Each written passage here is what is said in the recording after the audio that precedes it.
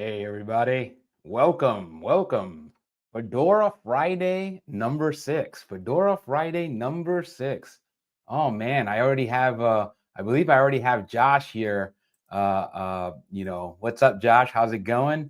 I got There you go. Now I figured it out. Yeah, there you go. Yeah, Josh came in early. You know how I grow, man. I got my walk that I finished a little bit ago. I got my work that happens. Obviously prep work that has to happen. A lot of things going on behind the scenes, right? Making sure my hat wall, all that stuff, to make sure that, and obviously I never get it all right. It always like, oh, well, maybe next time, right? It is what it is, right? We're a one-man operation, and this man can be very limited. So shout out to Josh. What a great, and then obviously I reply, it's like I'm not opposed to putting myself up on the on the screen there, right? In terms of my comments. It's a really great show today. This is a movie. Again, if you guys have watched some of the progression, throughout the show, you guys know this is kind of a movie I watched back in the day. I never really thought to put this movie on until my man Ian came out, and Ian is a huge fan of Public Enemies. If you guys caught some of those early episodes, I forget which one exactly, but Ian had revealed that he loves this movie. I don't know if he mentioned that he went out to Chicago or is planning to go to Chicago to go visit the Dillinger grave. But you guys all know about Johnny Depp by now. I've mentioned it ad nauseum, about the kind of he's one of those it guys, right? In terms of actors, right? Besides being an it actor, right? He's been like that for a while, but just later on in his career, he kind of became an it hat guy, right? A celebrity who happens to be out and about on his day to day, right? He's obviously getting, followed by the paparazzi. I think at some point, or maybe he still lives in France. He decided to go and move to France. I don't know if he still lives there or not. But what we do know is that Borsellino Alessandria is kind of synonymous, right? It might as well be called the Johnny Depp hat. And that's a hat that existed well before, right? But when Johnny Depp chose to don that hat, it became like the Johnny Depp hat, right? I think that's a really cool thing, cool feather in the cap, so to speak, right? For Borsellino, right? To have somebody like that. And again, I don't know how much of that was like preordained, right? Doesn't matter to me, right? It doesn't matter. Borsellino, I love Borsellino. I love Johnny Depp. So Johnny Depp in a Borsellino, man, what's not to like, right? It's just again, as a hat nerd, as a lover of fine hats, it's kind of neat to be able to say, hey, Johnny Depp also, right? It's like, little did you know, right? Or maybe you did know, right? It's kind of like people out there that don't know about hats. They may be like, well, that's kind of cool. But they don't know like that hat that he's got. It's a serious hat, right? That Borsellino, it's got the high crown. It's got, obviously everybody, kind of knows that hat more or less.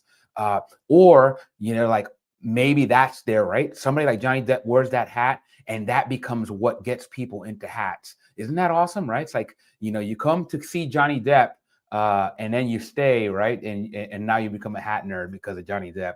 And again, I feel like, and it didn't happen. That didn't happen that way for me, but it doesn't mean it hasn't happened that way for somebody else. Or maybe it hasn't happened at all for anybody, but it will happen, right? If Johnny Depp keeps getting filmed and people keep following, right? He's one of those actors that is probably, well, I mean, I don't know what Johnny Depp the person is like, right? We all know about the public trial that he had. It's probably kind of news that he didn't want to make. But it is life, right? Things happened. But, if Johnny Depp gets to continue his trajectory, right, and to get on the advance in age, you could very well see that he could be somebody that ages really well in the cinema, right? He just is one of those guys that has chops, right? I think in music terms, you would call it chops. He's got those acting chops. And maybe he's not somebody that has shown the type of range that you might see from somebody like, like even Shia LaBeouf, right? Right. So it's just those roles haven't, although he's shown decent range. Like again, he's not, but I'm just thinking of guys like Leo DiCaprio, Shia LaBeouf, and all those guys that that like they could pretty much do anything, right? Like if they wanted to, meaning that you might not even seen like what they're capable of yet. That's how and I feel Johnny Depp is on those lines as well, right? Brad Pitt, again, these are guys that, I think of DiCaprio, Brad Pitt, and Johnny Depp in that same, like they were always that handsome leading man, right? They were there, it's like, okay, I see why he's a movie star, like meaning somebody wants them in there, right? They're kind of like eye candy at first, right? But you know how age works, right? It's like sometimes that pretty boy that gets into the cinema like shows like what kind of stuff they're made from, right? Like it almost like they want to do that, right? They were like, hey, listen, I'm not just a pretty face. I can do it, right? And then what is it? Well, anything you want me to do, anything I'm interested in doing, right? It's kind of like, in terms of like pie, right? It's like that unlimited potential, but within their circle of competence, right? Within acting, within their art, their chosen field. So there's something beautiful about seeing that, right? And every once in a while you get those actors that just, they're starring role, but they choose to like, hey, listen, I didn't do this part for the money. I did this because it has certain meaning for me. One example is Kevin Spacey, right? Kevin Spacey, and again, I know Kevin Spacey, the person, is not somebody that people will necessarily aspire to be, but I'm talking about Kevin Spacey, the actor. He was somebody that did I don't know if you guys are familiar with Bobby Darin, right? Bobby Darin is one of those like famous crooners. Like imagine Frank Sinatra, but with an even better voice, right? His voice, like the vocal quality of Bobby Darin is probably somewhere, again, as somebody that doesn't know anything about like music in the traditional sense, right? Like I didn't study. I played trumpet when I was in junior high school band, right? That was a long time ago. I'm a long way from junior high school, as you could probably tell. But in terms of like not knowing music like that, I feel like I hear like vocal qualities. I hear like Frank Sinatra. I hear Bobby Darin, and then I hear somebody like Michael Bublé, right? In terms of like technical expertise, I feel like Bobby Darin is probably like somewhere right in the middle between Frank Sinatra and Michael Bublé in terms of, I'm not talking about artistry. I'm talking about, or impact. I'm talking about musical, like the raw voice, right? The voice as the instrument. And I don't know. I just feel like that may tell you a lot about how I feel, about those artists, right? Like Michael Bublé, in terms of like type, he's definitely a great crooner, very talented. But in terms of his music, I would not compare Michael Bublé, even though again he's great, but Frank Sinatra and Bobby Darin, right? Like those are like, in terms of their music and like, I don't know, there's something about Bobby Darin. Like again, for those folks that are not in the know, Bobby Darin was one of those guys that like he started off, and that movie kind of covers it. It's almost like in the shadows of somebody like Frank Sinatra, but he's like, I want to go beyond it, right? So he worked with the same gentleman that worked with Ray Charles, right? I believe the guy's name was a Turkish man named Ahmet, right? They cover him in both the movies, right? But I think he gets a little bit more screen time in the Ray movie, right? The story of Ray Charles, played by Jamie Foxx, right? Great movie as well. But a lesser known movie was the Bobby Darin story called Beyond the Sea, and Kevin Spacey wanted that role. Like he was like, that I was born for this role. I love Bobby Darin. And again, you might argue like, hey, just because you love Bobby Darin doesn't mean, right? Like Luke loves Bobby Darin too. It doesn't mean that Luke is good enough to go and play him, but Kevin Spacey's a serious actor, right? So like when one of these actors, they get fixated, they're like, no, I'm doing it. Very similar to like Jim Carrey when he played Andy Kaufman, right? In Man on the Moon, right? Like, like I'm there to do it, right? So Kevin Spacey, and it was controversial, right? But I thought Kevin Spacey killed it in the role. Again, not knowing the backstory of Bobby Darin, like, maybe some of you guys might know, but Bobby Darin was somebody that he died at 37 years old. Bobby Darin died, right? And again, a lot of people know Frank Sinatra. They may not know Bobby Darin, right? You may not even know James Darin, who recently passed away, right? All great crooners, except everybody knows Frank Sinatra. right? Bobby Darin and maybe James Darin, you may or may not know, but great crooners, right? James Darin, who actually had a bit role on the Star Trek episodes. It was, I believe, Next Generation. I think it was Next Gen, right?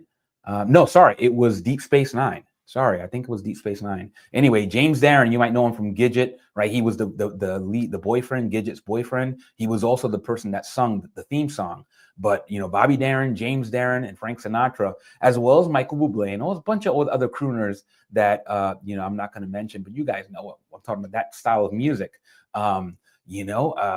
Somebody like Bobby Darin. I think that's a great comparison point, right? Now, Johnny Depp is one of those guys. He's got that pedigree, right? And again, I feel like Johnny Depp still can like do more, right? Obviously, had issues with their personal life, but whatever. That's not. We don't need to go into that. But Johnny Depp, this is like one of those roles, right? Like he's almost bigger than the movie at that point, right? Who do we got here directing? We got Michael Mann, right? Who man? Like, right? Like, pun intended, right? Oh man, Michael Mann has done like such, wow, the grandiosity of a lot of the work, and a lot of it is very beautiful. But again, and I've already mentioned one of his, one of the works, right? Like Heat, the movie Heat, which came out before this, right? This is later. My Public Enemies came out much later, and wow, it's like Michael Mann really did, and again, this movie Public Enemies is not like it's universally loved, right? I believe Heat is a lot more universally loved. Last of the Mohicans, I believe that was another Michael Mann movie. That's high, like I think Last of the Mohicans might, from a lot of people, it's like the greatest Michael Mann movie, right? For me, Heat and slightly to a lesser degree, maybe this movie Public Enemies, right? Doesn't mean anything that it's bad. It's just that for me, I have like this really soft spot for Heat. You know how I feel about Al Pacino. You know how I feel about Robert De Niro. So whenever they get on screen, right? Again, in The Godfather Part 2, which we probably will cover next week, to be honest. I'm going to start using this power of discretion, because I got to get that movie done. But right, they shared the screen, but not at the same time, right? And obviously they've gone on to right that wrong, right? We talked about The Irishman, we had Heat, but yeah, wow, Robert De Niro and Al Pacino, it's like crossing the streams in Ghostbusters, right? You just got an explosion of power, right? And obviously Al Pacino is also somebody that people they like to pan him about overacting, whatever, you know what I mean? I'm like, I'll take Al Pacino overacting any day, it's like, ooh, right? It's like, do that, right? And his voice, right? From the days and I talked about this before, with Al Pacino, from the days that he, that he started, his voice obviously changed. And I don't know, he just went with it, right? He's always got the eyes, right? The Pacino eyes are famous. But anyway, I'll leave Al Pacino alone for right now. Maybe Al Pacino next week, right? Well, Godfather Part 2, unless I change my mind. So yeah, we will dive in here. You guys know the thing. Before we even get there, I'll just mention, you guys know this hat. This is my Knox custom Tom and Jerry, right? From the 60s. This is my knockaround hat, my Frank Sinatra hat, my New York cool detective guy hat, right?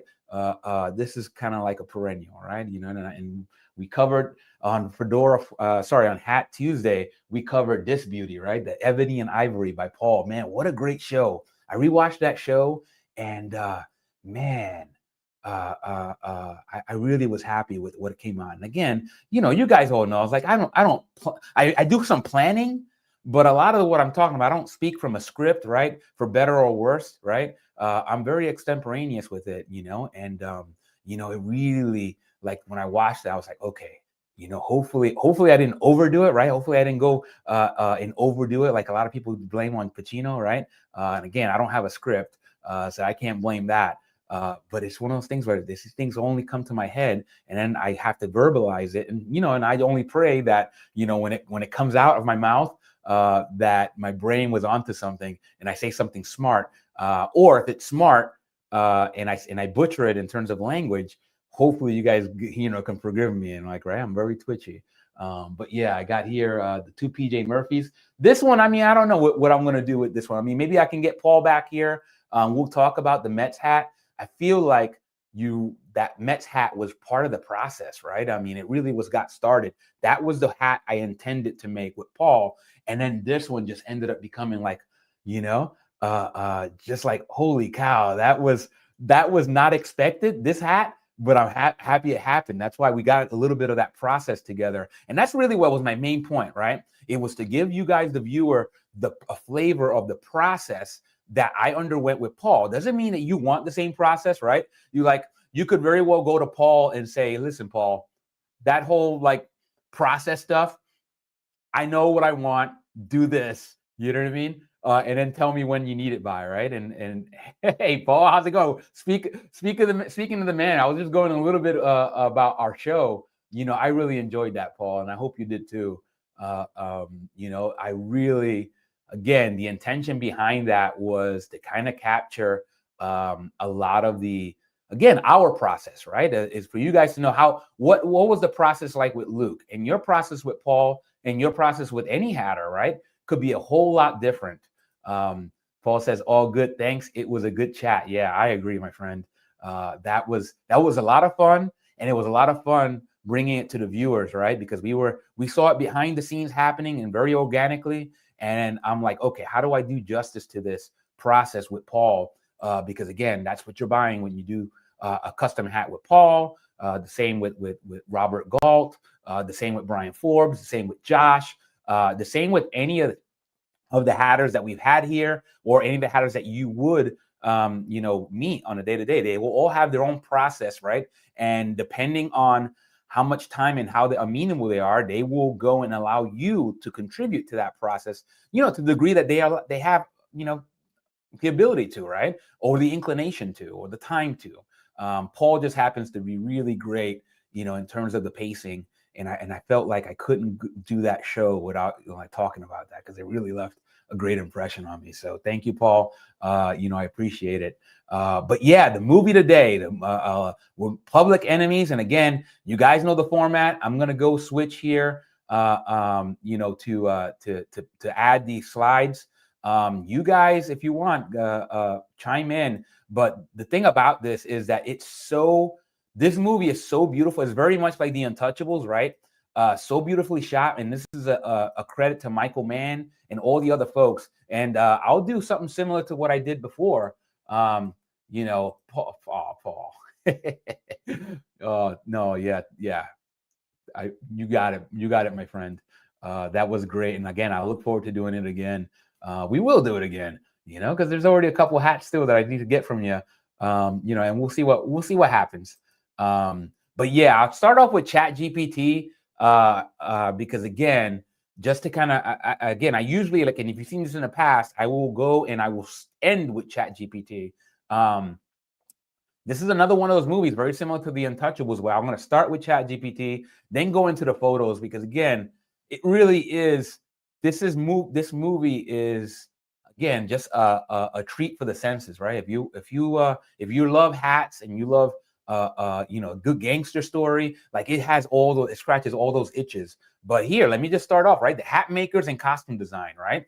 Costume designer Colleen Atwood was responsible for all the wardrobe in Public Enemies, including the hats and the period clothing, right? Like, that's a thing that was like, man, that's immediately apparent. Besides the hats, which we'll get to, right? Matter of fact, let's just talk about it now. The hat maker. Everybody knows it. We mentioned this guy, a lot, right? He's a good friend of Stephen Heck, and everybody knows he's had Optimo Hats, right? Graham Thompson of Optimo Hats in Chicago made many of the hats used in the films, right? In the film, he and his outfit were brought in to supply historically styled custom hats. I'm like, come on, need we say any more? Like, Graham Thompson, everybody knows his reputation, right? I've never met him. Maybe one day I can cajole my good friend Steve to get Graham on here. I will, if he doesn't come on here, I will not begrudge him. Like, this is a busy man, obviously. I just would love to pick his brain, as well as have you guys, right? Those of you like that want to jump on screen. If Graham ever came on here, you guys are always welcome, right? And again, I'm when I say that, I'm talking to my inner circle. And again, not to be exclusive here, it doesn't really take a whole lot to be in my inner circle. It's just a bunch of folks that, either hatters that I've collaborated with, and folks that are really like my two moderators. Obviously Josh, which we haven't collaborated yet, but Josh is a regular, right? I love watching Josh's trajectory. I love watching some of the things that he's created already and his ideas. So shout out to you, Josh. I think that having you on here really adds like a great flavor to this. So anyway, Graham Thompson, number of hats made, roughly 75 hats were made by Optimo for the production, mostly fedoras. So you guys, I know Paul was talking about potentially getting into this. I don't know if to me, that seems like a lot. Like somebody like Optimo, who probably has a backlog, right? Josh, yeah, thank you. I appreciate it. I'm hoping that that's the case. For all you guys that that are regulars here, like Josh, like Paul. My hope is that you guys are, and I know you guys have already said that you're having fun. And that's what I really love, right? And I mentioned this before. If you're not having fun in this hat hobby or whatever you do in life, right? Especially when you start getting to be my age, I hope that everybody's having fun at this age, and I know that depends, right? But everybody should want to have fun, right? And then try to make it happen, right? Make it happen. Like if you're not doing something fun, figure that out. I feel like if you go and you set yourself a course for having fun, regardless if it involves hats or not, you do something fun, you're winning. It's like no matter how much money you have, no matter what, you're winning if you're having fun. So, but yeah, 75 hats, man. That Graham, and again, Graham and his team, I'm assuming that somebody like Graham probably has a team. It says here, and his outfit, right? I don't know if that included like, other hatters that are part of like Graham. Again, I don't know Graham. I know his acts, I know his reputation, but he might have like a network, right? Very similar to like Paul talked about how he's mentoring, right? Several hatters. Maybe somebody like Graham, right? We all know Robert Galt's story, right? Robert started, hey, what's up, my man? Speaking of one of my faithful moderator, Ian, I was wondering, I was missing you, man, because I was like, man, this is a movie that Ian recommended, and I was glad that he made it out here. Ian, you know that this movie was you, right? Obviously, I'm sure other people have liked this movie, but this was your recommendation. So I'm really happy that you made it out here, Ian. Yay, there we go. The cheers effect happening. Hey, Ian, I love it, guys. Welcome. Ian, I don't know if you caught all or any of that, but I was talking about starting with ChatGPT, right? We found out that Colleen Atwood was responsible for the costuming, right? And then the hatter involved in Public Enemies was none other than Graham Thompson of Optimo Hats, right?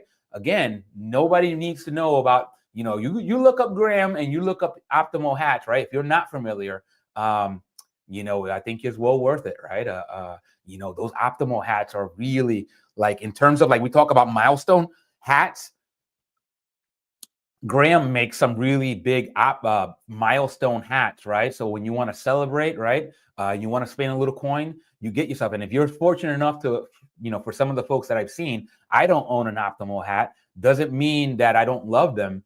It's one of those things where I'm like, for those folks that own multiple Optimo hats, they made an investment in Graham because they value his work. Just like, I made an investment in Paul because I value his work. I value our friendship, and I value, what he's trying to accomplish. Again, there's very few wrong ways to do this hobby, so, you can do it the way you want, right? Regardless of what other people think. But 75 hats were made by Optimo. Wow. I got to imagine that's like, and you make the time, right? Like I don't know what Graham was thinking. Again, if Graham ever comes here, I'll ask him. You made, according to the ChatGPT, you made 75 hats. First, is that true? And two, it was like, how did you get that done? Like, what kind of timelines are you working with? Was that stressful, right? I got to imagine that I would be stressed out, right? Well, I don't make hats, but maybe somebody like Graham was like, oh no, I was fine, right? You know, I could do 75 hats in my sleep, right? Yeah, I don't know what he's capable of. You know, I do know that the hats in this movie were beautiful, and you know, like again, that's why it's been profiled here, right? Ian isn't a fan of this movie for no reason, right? It's kind of like that. It's beautiful, and it's you know, by a serious director, and obviously they got a serious hatter to come on here, and that's I love it, from Chicago no less, right? So you guys already know John Dillinger, you know, spanned several states, but Chicago was one of, you know, Chicago, the city, right, in Illinois was one of those. Illinois was one of those. In addition to Indiana and Wisconsin, and you know, probably one other state I'm missing, but you guys get the drift, right? So anyway, style, materials, and authenticity, right? I love that authenticity. I love it. Hey Morgan, how's it going? Hey Morgan, your new hat, holy cow, your Huffbud. And again, I have no idea if you got you know, hey Morgan, that's right. Morgan, your Huffbud, man, that inside of that hat, I feel like I want to eat it, right? I don't know if I want to wear it or eat it. It looks, again, I mentioned this on our chat. It has that caramel look. Man, is it gorgeous. You know, Morgan, you I hope the hat met or exceeded your expectations, because you did wait. Man, Customs kept Morgan waiting on that hat. Like it was a process for you guys that don't know. So yeah, Morgan looked great in the you know, the leather jacket with the Huffbud. I'm super happy. That made me really happy to see that, Morgan.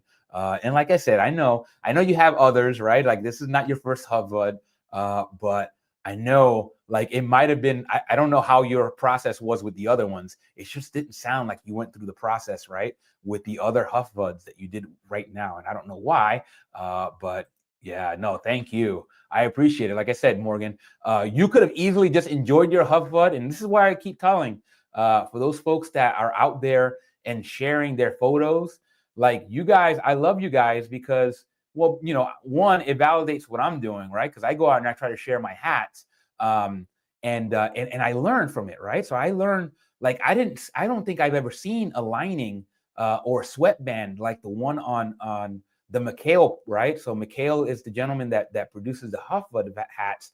I didn't know if I saw another sweatband like that. And even Paul was on that chat, and he remarked, that's a great sweatband, you know. And like I said, it's one of those things where I'm like, that's influential, right?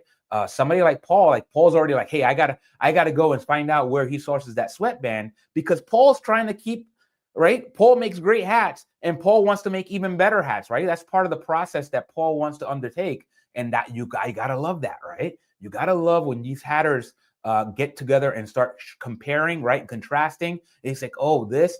And somebody like Mikhail, you could probably send them a message and he'd be like, yeah, well, this is my source, right? You know, again, or not, I don't know. I don't know Mikhail that well, but he just strikes me as the type of person that likes to collaborate and likes to, you know, he's got that love for the you know, for the hobby, right? He's an enthusiast as well. You know, I'm also part of his Facebook group. I don't post on there as often because I don't own a Huffbud, and I don't want to, like, you know, I post on a lot of Facebook groups, if you guys have seen, right? I feel like I got a good number here. I know some of them don't not, right? Some of the groups that are not posting all of my videos, right? My advertisement, and you know, maybe at some point I'll just stop, right? Because I feel like the word's getting out. And I don't want to, like, I'm not here to create enemies, right? Or even do anything that can be construed as rude, right? Paul says, I ordered samples of soft leather today. Hey, Paul, I love it. I love it. Now, again, your sweatbands are great, Paul. I mean, I did that. I, again, want to make sure that you reiterate. But again, that I love that Paul's thinking about, like I said, the product line, right? He already makes, you know, he already uses FEPSA, you know, some of the best felts. And now Paul is like, all right, the next step is to try to see and make sure that I'm sourcing the best materials elsewhere, right? Like the sweatband and the leather, right? Paul mentioned that it's really difficult to get quality leather sources in the UK, right? But that's part of the process, right? Paul's always looking to learn and improve. My man. You know, you gotta love Paul. You know, again, I know Paul doesn't fashion himself an artist, but you know, and that's okay. I kind of made that because I felt like what we created here, you know, was very much art, you know. And again, sometimes artists, you know, people that aren't artists create art, right? They do it because that's what, all right, it is what it is, right? To me, it's art. You know, for you guys, you're like, that's not art, right? But I think it's art. So if I think it's art, right? And this is definitely art. You know, like nobody can say that this is not art. This is Art the Clown. Anyway, enough of that. Sorry, I'm just being silly. All right, so back to the Public Enemies. Let's see here. Styles, materials, and authenticity, right? The hats are period appropriate, 1930s style. The fedoras have the classic features popular in that era. The crease, the brim, the materials, and they were designed to look correct for the location, the lighting, and the context. That's interesting. They even mentioned lighting, right? We kind of know about the style, right? In terms of, right, and how important lighting is. Ian says it right. A cross between art and science. Exactly. You know, that's pretty much this, right? That's the art and science of movie making, right? And I'm sure lighting, right? The lighting experts are on there to try to recreate a feel. That's something that we talked about in The Godfather, and we certainly will talk about it if the plan goes if everything goes as planned. We will do Godfather Part 2 for next Fedora Friday, and I'll talk about the lighting again if I remember to. Otherwise, you guys can remind me. Right? I don't always follow through because my brain sometimes, you know, I have that idea and I won't write it down. But I feel like we're going to talk about the lighting because every time I watch The Godfather, I talk about the lighting. The materials, the hats used quality felt and felting techniques. Optimo prides itself on using quote unquote hats of the 1930s and 1940s quality. For example, historically accurate fedoras, right? Shout out to Graham, right? Like, Graham is one of those guys that, you know, and speaking with Steve Heck, who knows Graham, you know, he talks about, like, Graham has a lot of ideas, right, in terms of how he wants to evolve, right, his brand and evolve his style, right? So, but I won't get too much into that because I don't know how much of that was, like, you know, I guess insider information, right? But shout out to Steve Heck for sharing that with me, and that's all I'll say on that. But yeah, key examples and signature hats. Johnny Depp's fedora as Dillinger is probably the most iconic. I mean, Depp, being a hat enthusiast, wore several different hats during filming, but his signature fedora, often dark felt with a medium brim, became strongly associated with the Dillinger image in the film. Right? Again, I won't I won't repeat myself, but again, Johnny Depp, right? Like, hat guy. Johnny Depp, great actor. Johnny Depp, hat guy, right? I mean, that's who Johnny Depp is, right? It says here the color oxblood is mentioned in blogs and slash hat community write-ups as one of the shades used in the hats, right? Oxblood, man. I mean, I could go on and on about the color oxblood, but you know, for the guys that are really into leather, right? Oxblood is one of those, like, and again, it sounds pretty badass, right? Just to say oxblood. What color is that? Oxblood, right? It's like, oh man, that's awesome. Anyway, I'll leave that because I'm not a color expert. But there are also straw hats, such as boaters, for some of the lighter scenes when the costume demands something less formal. And we'll go over that in a little bit as well. So I'll keep this moving. Again, I'm sorry if my pacing is a little off. You know, I'll just blame Adderall on that. That's going to be my new thing. Like, you know, something good, Adderall. Something bad, Adderall. Something in the middle, Adderall. So yeah, sorry, Adderall. Anyway, behind the scenes and production notes. The production aimed for authenticity. From interviews, Colleen Atwood and director Michael Mann wanted the clothing and the hats to reflect real period sources. So from photographs and archival references, etc. Optimo Hats, which had old traditional hat blocks, molds used to shape hats, was used to ensure shapes were accurate. This helped get the brim curves, crown heights, and general silhouettes correct. Now, again, we talked about this with Robert, right?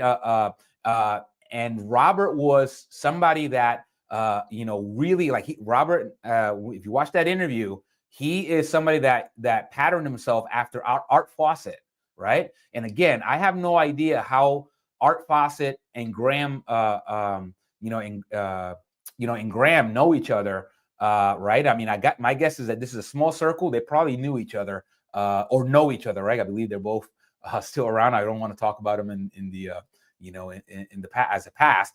But Art Fawcett is retired, and a lot of his toolery was sold. And Robert, I believe, Robert Galt, who was on the show, bought a lot of Art's old machinery, right? And even got, like Robert recounted, even got Art to kind of go and visit him to kind of give him a crash course, right? Not to kind of just as a remedial thing, right? I want to try to accurately retell the story as I heard it from Robert. But the idea was, Robert thought so much of Art's work that he was like, would you do me this favor? And sure enough, Art did it, right? Shout out to Art Fawcett. Again, somebody I've never met, but I know his reputation. And he has Art Fawcett, right? Like people know Art Fawcett, right? Or if you don't, right? If you don't know Art Fawcett and you're new, you can look him up. You can look up Graham and Optimo Hats. Like you will see some very well-respected hatters, and again, this is like a martial art, right? In many ways, hatting is kind of like a martial art, right? It's a trade, right?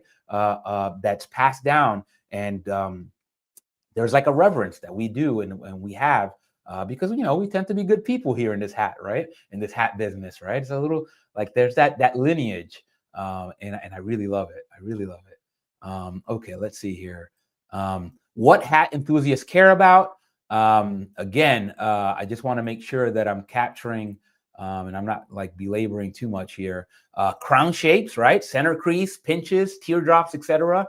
Depp's hats often have a center dent or pinch at the front and the side, right? The classic fedora shape, not overly exaggerated, but well defined, right? Like classy, right?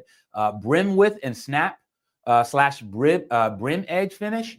They were medium brims. Again, this is according to ChatGPT, right? I mean, I could be completely off here. This is just what ChatGPT is telling me. You guys that know better, you guys can correct it, right? But medium brims, in many cases, sometimes raw edges, sometimes finished edges, depending on the scene.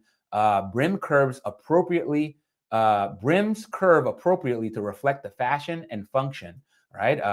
This is, again, 75 hats. And again, I don't know if that's something where, what the collaboration process was between Graham and Colleen Atwood, right? And obviously Michael Mann, who directed, right? There could have been like, we don't ask for 75 hats, but it just what ended up happening, right? As the demand started happening, right? So I'm sure 75 hats that somebody even like Graham is going to test his ability, right? To be able to go and hit the mark, right? Because again, the more hats you have to do at one time or in a shorter time, or if you've got a team, you have to kind of, how these things work. If you have teamwork, there's things that can happen that could ultimately affect the final product. And by all intents and purposes, it looks like they knocked it out the park because the hats look great. Anyway, materials in construction, felt hats, quality felt, right? Like likely beaver, rabbit, or a mixture of both, with true blocking, steaming, and mold-driven shape retention, real sweatbands, linings, etc. Color and aging, subtly colored felts, right? We're talking about a little bit more conservative. You're not going to see a lot of orange. You're not going to see any orange, right? That's what Luke does because Luke is a little bit of a wild man, right? You're not going to see orange brim trim on a movie like this. That'd probably be a mistake, even though as much as I'd like to see it.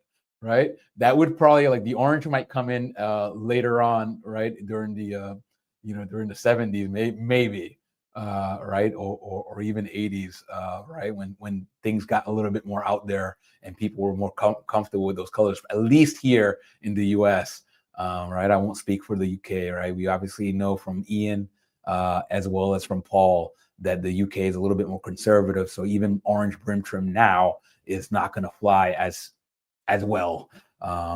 Anyway, dark browns, blacks, perhaps oxblood or burgundy tones, right? So that's where you go. Like I said, burgundy, right? That's one thing. But oxblood, I just love the name oxblood instead of burgundy. But pretty much, I believe that we're talking about the same color here.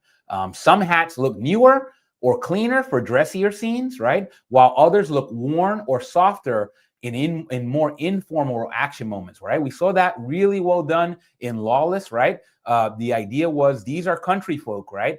They're not somebody that's gonna have a hat wall, right? They probably own one hat or maybe one or two hats, right? And they're work hats, right? These are, right? This is the hat I'm gonna use at my, right? They're all knockaround hats, right? Like I like the term knockaround hat, right? For the hat that I go to, my go-to hat, right? When I don't want to think about it. Like they're only knockaround hats, right? These are done for business, right? And we saw it look really elegant in Lawless, man. I really love that, that movie, and that, like I said, that Hamburg that Jack Bondurant wore with the hole, right, with the worn hole, like it still looked classy. That just goes to show you, like I mentioned to Paul, how that style, like it can't look bad, right? You can't. It's hard to make a Hamburg look bad. What else they have here? What's confirmed versus what remains less clear. And again, Graham Thompson is alive and well and still making hats. If he ever comes on here, maybe we can ask him some of the things that are not what remains less clear. Maybe Graham would know, maybe he doesn't know. But Optimo made many of the hats. Costume design was under Colleen Atwood, about 75 hats, mostly fedoras, and that were historically styled and made with care. What's less clear is exactly what brand and spec model for each hat on every character, right? It isn't fully documented from public sources. Some fan/replica sites give dimensions or materials, right? They're guesses mostly, right? This is what we do, right? When a hatter wants to recreate a hat, they will have to use what's out there, right? What do we know? Maybe photographs, right? To guess the crown height, to guess the brim width, right? But those are reconstructions rather than official specs, right? Again, who knows? Somebody like Graham may not even remember what the specs were on every particular hat. He might know the one for Dillinger, right? The iconic one. But everything else, he could be guessed because, again, he makes lots of hats, right? You can't expect him to remember every single hat he's made, right? Let alone 75. But yeah, that's shout out to Graham. I really hope that we can get him here one day because, again, I think it would be a really big treat. Ian says a young boy visited the studio during filming and expressed interest in his oxblood hat. After the film was finished, Depp gave it to him. Man, shout out to Johnny Depp, man, right? Again, a lot of people have lots of opinions of Johnny Depp, right?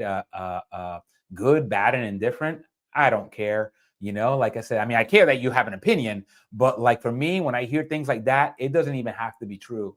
It's something that you want to believe is true, but I have no doubt doubt about that. Like I said, kids, the reaction from kids, like anybody that's a hat person or any kind of person, right? If you're a car person, you're a watch person, and I mentioned this before, but kids are watching, man. Kids are watching. Be careful what you do and how you interact, right? Because there's chances are, right, if you walk through the neighborhood, there's a kid watching, and you could be a very big influence on that kid. And again, I'm not trying to be overly preachy here, but again, I already talked about like my interactions with kids. I'm always a little strategic, right? A little bit more strategic when I deal with kids, because again, I don't want to make myself look bad. I don't want to make hat people look bad. I don't want to make anybody look bad, right?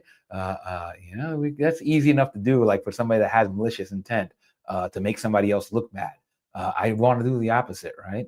I try to, again, carry myself a little bit more distinguished, a little bit more less intimidating, right? To the degree that I look at, right? Because like I said, when I go outside, right? Like today I was outside, I had this hat on, I had my leather jacket, right? I got my, well, this Guayabera or Guayabera type looking shirt. It's not a Guayabera, but I got that underneath. And then my shades darken up, right? Because I'm in the sun, I'm in the morning, and my shades are dark, right? Right. These glasses are prescription. They get dark. So I kind of look, maybe not like the friendliest guy, but then I always smile, right? I mean, I say good morning first, right? And you have people that they don't want to make eye contact, but I say good morning, and they're like, oh, they were surprised that I said good morning, and they'll say good morning back. It's kind of like the fun. It's in a way, it's a little fun as a psychologist, right? To kind of see that. But yeah, Ian, thanks for sharing that. Anyway, we will get to the photos, right? Because this is just eye candy. So I'm gonna try not to there's a lot of photos, kind of like with the Untouchables.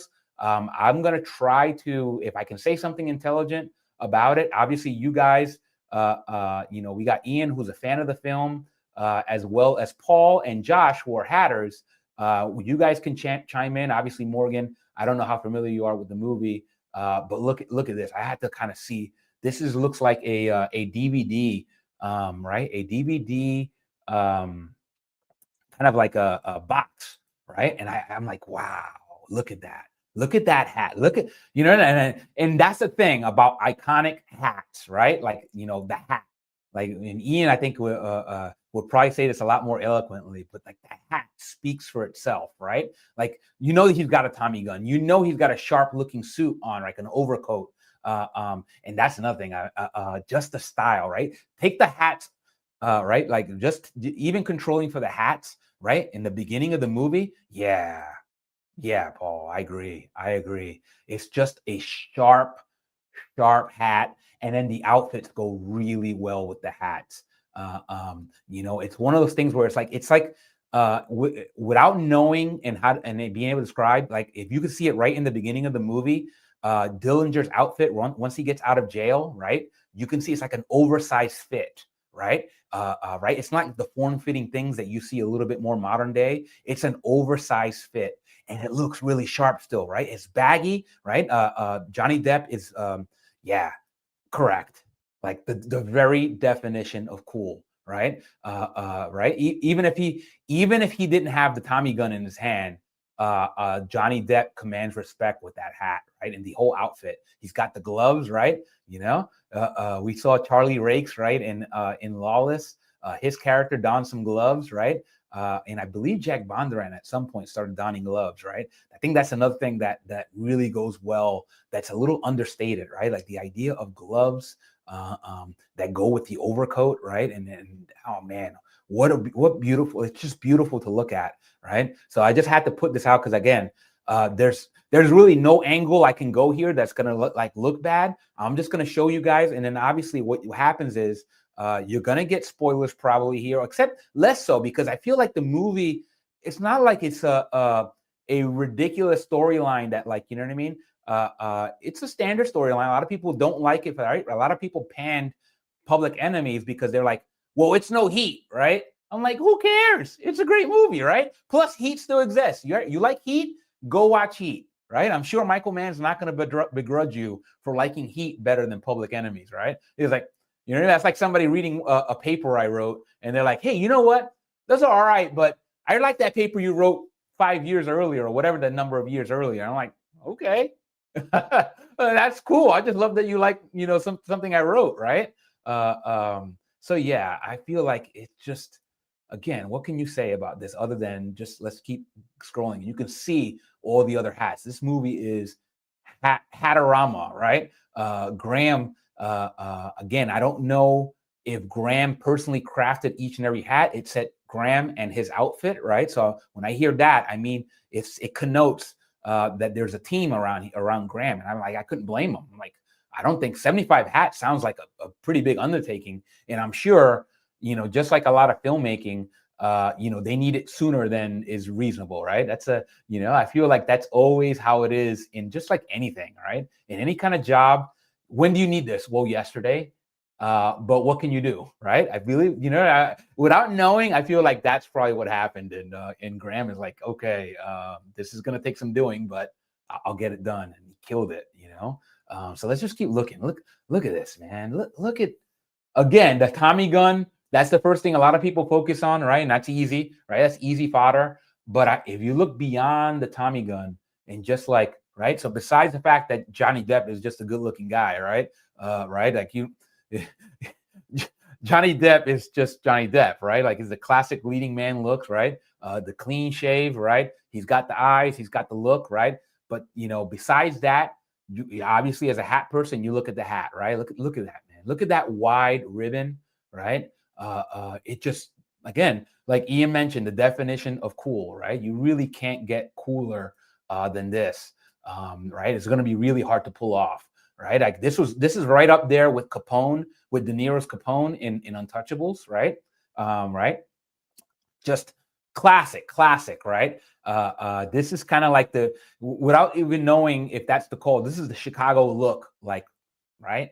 He nailed that Chicago look, even though Dillinger kind of spanned, right? Like Dillinger wasn't just a Chicago figure. Dillinger spanned several states, right? He starts off in Indiana, right? The movie starts off in Indiana, I believe, when he's in jail. So it kind of shows you the kind of reach. Obviously, if you're going to be a bank robber, you're probably not going to stick to one geographic location. That's a good way to get caught. So you have to be somebody that, right? Like you go and you're trying to make sure that you stay one step ahead of law enforcement. And so you're going to be somebody that has to be familiar with areas really quickly. Right. And this is before GPS, no GPS, but like that overcoat. Look at that pin, I don't know if it's pinstriping, but striping, right? And then obviously the gloves. Look at the glove, right? This is a guy, again, he's about business, right? That look he's got like something like, I'm on business, right? I'm not here to joke around. Just a serious look, and like it's just beautiful, right? Man, what else can you do, right? What else can you do to say it's gorgeous? Again, I'm just going to keep showing photos here. This is kind of like one of the, again, I don't remember exactly every single scene. Kind of like with some of the other movies that I've seen, probably like The Godfather, I could probably pick out really easily where the scene was. For Public Enemies, a little less so, but it doesn't matter. Look at this. Look at the vantage point. Look at all the hats, right? It's just eye candy, right? And then you have obviously the coat. What's in focus here is I guess this little light here on the car, on the side of the car. I guess is the rear view light, right? The brake light. But you obviously see the Tommy gun here. You see the overcoats, right? I don't see any gloves right now, but you see the hats and you see the overcoats, right? That's what's really apparent. And you get the crown dents. Just gorgeous, man. Graham, I'm assuming you made all the hats here. Man, well, you killed it, man. It is no wonder, right? And no wonder Graham has the reputation he has. Because, and I believe the gentleman here that's out of focus as well. I think they're technically all out of focus, but he has a flat cap here, and we'll probably see some more flat caps as well. Shout out to the flat cap, because I feel like sometimes the fedora gets a lot of love, but the flat cap is just as sharp, right? Jack Bondurant, when he got his money, he switched, right? Because he wanted to be Chicago cool, right? Even though he was a Virginia, right? He was right from the South in Virginia. He wanted to look Chicago cool, right? Like Pretty Boy Floyd. And then he went and got himself a flat cap and looked really sharp, right? And it's like one of those things where I'm like, he went and his progression was Hamburg, although very beat up and worn Hamburg nonetheless. And then when he got his money, he started investing in the flat cap. I don't know. I just thought it was an interesting transition. Not one I would have guessed, but really beautiful. Anyway, just more hats, right? This is a little bit like some of the hats out of focus. This is obviously an action scene. There's stuff going on here. You see police, but the silhouettes, man, the silhouettes here, just beautiful, just very beautiful. Again, I won't spend too much time. It's just really that this episode is all about the eye candy that is this movie. So, so you guys at home, when you watch, when we go in syndication, you guys can pause, right? If there's something in here that you want to focus on, that's the thing, though. The main benefit of me using these stills is that you may not otherwise have noticed some of the details here, unless I showed you these stills, right? You would have to go and do the same thing I do, which is dig up a bunch of photos and then go through them, which you can do, right? Like if you guys, if you wanted this movie, You know, and if some of you want to see some of these photos, right, I'll share them with you. Then they're just stuff I got from the internet. It's not anything you can't get, right? I think a lot of them even came from IMDb, I believe. So shout out to IMDb because it really does, like, it's a really good website for looking up photos and just, you know, learning things that you otherwise wouldn't have known, right? You know, in terms of bios, right? This is another great one. This is iconic, right? Everybody knows why this is iconic, right? In terms of like just everything, right? I mean, the Untouchables, right? We talked about the staircase, right? This is where like the science meets art, right? The artistry of this, right? And let me just tell you what I see, right? Because I don't want, and again, nobody, this is not fact. This is my opinion. Remember, I'm an expert in my own opinion, right? So the reason why this is art to me is, well, I mentioned it before, right? These stories, a lot of them are stories of ascension, right? Right? That's the reason why we love these things. That's the reason why we love Scarface, the reason why we love The Godfather, although they're multifaceted, right? I'm not trying to oversimplify it. Oh, it's all about just ascension. No. Sometimes they involve family, right? But these are things that are really easy for audience member to get hooked on, right? And the idea is we all know about ascension. Some of us are still ascending, right? Some of us have already gotten to where we want to go and we're just trying to maintain. And then obviously some of us might be on kind of like in many ways descending, right? It's kind of a morbid topic, but right, you can't have ascension without naturally having a descent, you know, a descent, right? And I mentioned that before in terms of like that's the natural order of things.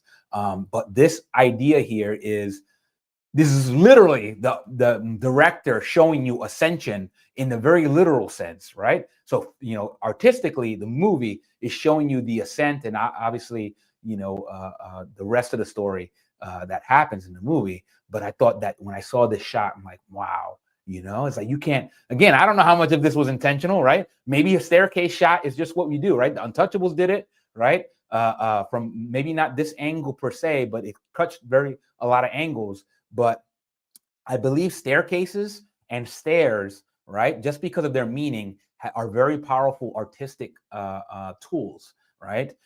So I got to think that this is no accident, right? Or maybe it is, right? I don't know. I just thought it was cool. And look at the silhouettes, right? Like, besides what you think about ascension or staircases, right? This is a pretty badass silhouette. 3 silhouettes, right? They're covering all aspects of the staircase and they're on the way up, right? It's like almost like the concept of teamwork, right? We are a team, right? We're doing something kind of, you know, that's not, you know, socially acceptable, right? You know, robbing banks or robbing anybody is not, you know, necessarily socially acceptable. And that's the thing. I mean, one thing that I do want to point out here is that, well, you know, the movie paints Dillinger as almost kind of like a Robin Hood. And, you know, it's debatable, right? You know, it's like, it seems like they might have taken a little bit more creative liberty with that, right? So I doubt that people that are really into Dillinger would maybe classify him as a Robin Hood, right? Again, I don't know enough to opine on that, but it doesn't matter. It makes for great cinema, right? The reason why Robin Hood, the aspect is touched upon in the film is because Robin Hood is such a, like, the idea of that redistribution, right? It's like, this is the person of the people, right? He's robbing for the people, right? It's like, doesn't matter. Like, I like that idea, right? That's why Robin Hood has such appeal. That's why some people call themselves the modern day Robin Hood, right? So regardless of how you feel about that idea, right, redistribution, but doesn't matter. These are tools that artists like Michael Mann and filmmakers in general use to convey a message and to get you hooked, right? They're the hooks, right? A filmmaker is trying to pull as many levers as possible available to them, right? So that you can go and be captured by the story. So again, I just thought this was a great lever. Anyway, I'll leave that alone. Again, this is a scene. I believe this is Babyface Nelson, and then this is oh geez, the gentleman from Lawless, Jason Clarke. his character. I think he plays, who was he? I forget his character. I don't know if it was Red Nelson or not. I forget, to be honest. Doesn't matter. Jason Clarke and Stephen Graham killed it in this movie. No pun intended, or intended, depending how you view it. But yeah, Jason Clarke is just a commanding presence, right? He was the muscle in Lawless, right? And he uses his body to great effect, right? Like, you don't want to mess with that guy. But Stephen Graham, man, Stephen Graham as Babyface Nelson. I have a lot of respect for Stephen Graham.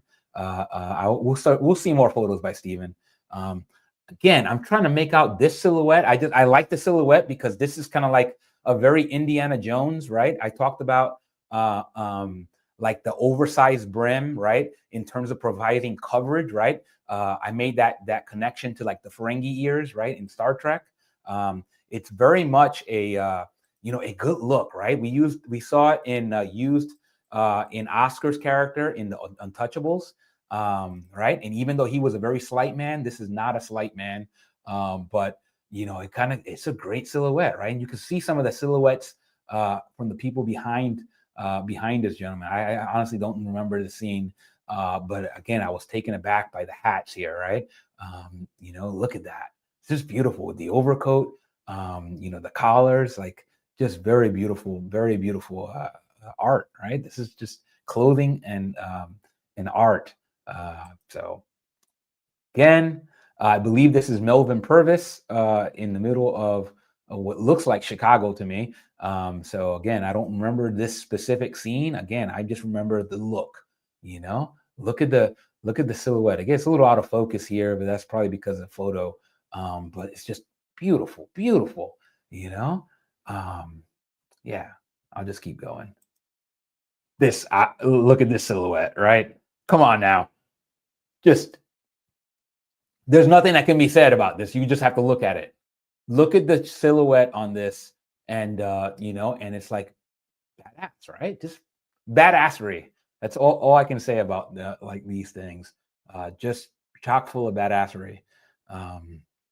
Let's see here. Oh, we got Melvin Purvis, right? This is Christian Bale's character. Shout out to Christian Bale, right? Just great actor, right? Great actor, right? A little bit more of a monotone voice on Christian Bale in general, right? Everybody knows him from Batman, right? He played opposite Tom Hardy in the Batman and the Dark Knight Rises, right? And just, you kind of know the voice, right? And like his thing, right? So, but Christian Bale is like, in many ways, I don't think Christian Bale, we've seen the best of him. That's scary, right? It's heartening. It's also scary that I still think Christian Bale can do more. Like, again, American Psycho, look at his catalog. It's ridiculous. But it's just how much respect I have for him as an actor, that I feel like he's even, and who knows, maybe, again, I mentioned this before, with Johnny Depp, we're seeing it with Leonardo DiCaprio. These are guys that kind of start off with that pretty boy look. And, Christian Bale, you can argue one way or the other. I don't know. Doesn't matter. I'm not here to judge people's looks. But he has that leading man look that we might see them like do some of their best work when they start getting a little bit more, a little older, right? And you might start really seeing what they could do, especially somebody like Shia LaBeouf, right? Shia LaBeouf, again, I made, and again, he's not in this movie, but I made that I guess compliment, right? Is that Shia LaBeouf, he's got such acting chops, but he still looks kind of like he has that slight figure. But I can very well see, again, assuming that he still wants to stay in the industry, Shia LaBeouf, we could see some ridiculous work from him moving forward as we watch his life journey, right? And his acting journey. But anyway, shout out to Christian Bale. So just like, look at these silhouettes. And again, make note of the lighting, right? Of the lighting of the set, as well as the coloring of the felt, right? The lighter color felt here, and along with the jacket, is no accident. Melvin Purvis is the protagonist, right? Essentially, right? In many ways, to Dillinger's antagonist. He's the guy. Melvin Purvis is Pacino. If this was Heat, Melvin Purvis would be Pacino. Johnny Depp would be Robert De Niro, right? That's what they're playing on here. And then because they want to connote the idea that that he's the good guy, these lighter colored hats are no accident. Again, the lighter colored outfit, no accident. And they deviate from that, right? It's not like a hard and fast rule, but it's kind of like it sets the audience up visually so that they can kind of say and can buy in, into the character and it's his inherent goodness, right? But again, the really great movies, they are duplicitous in that way, right? Right, the duality of man, good and evil, right? We saw that with Elliot Ness, that he was willing to go, right? He's good, but he's willing to go and assemble a team that can do some not so like by the book things, right? It's like the Wolverine character, superhero with an edge, right? And the same thing with the villains, right? We may not agree that they're doing the right thing, but we don't view Johnny Depp's character, we don't view Dillinger as just a bad guy, right? There's the Robin Hood angle that kind of shows the complexity of the character. He does some bad things, sure.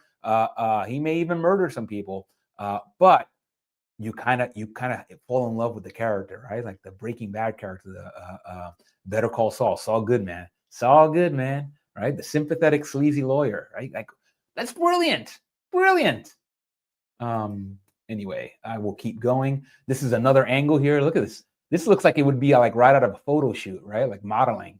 Again, I don't remember this scene, but again, look at the hats, right? We got some Panamas here, right? For our Panama hat lovers, right? We got two felts right in the middle, but right to the left here, we got a gentleman who you can see the front of his Panama hat.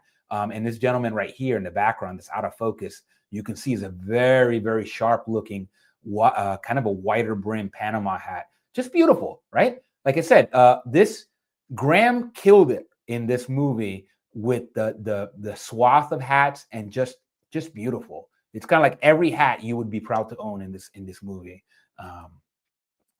Anyhow, this is another side view of Melvin Purvis, Christian Bale's character. Again, really sharp, right? He's got some serious crown dents on the hat here. Just elegant, just really sharp with that wide ribbon. Just beautiful. I'll keep going because I don't want to. This one is not necessarily, you see hats in here, but I just thought this was just beautiful to look at, right? Like the town, right? You got the signs here with an advertisement. Up here on the left, it says, put a little pep in your, I believe that would be step, but I don't know if it says that. I can't see it. Keeps up, keep down, right? It's the little gasoline station. It says here, Red Crown Gasoline. I love the old vintage advertisements, right? And we know that some of them were a little bit controversial, right? Ian says Dillinger was reluctant to kill and deeply regretted when a copper died during one robbery. Hey, there you go. Like I said, I trust you, Ian. Like I said, I know how you like to pour yourself into the characters and to the figures, but I also know that you have a deep admiration for Dillinger. And Ian, while you're here, I was actually asking earlier, when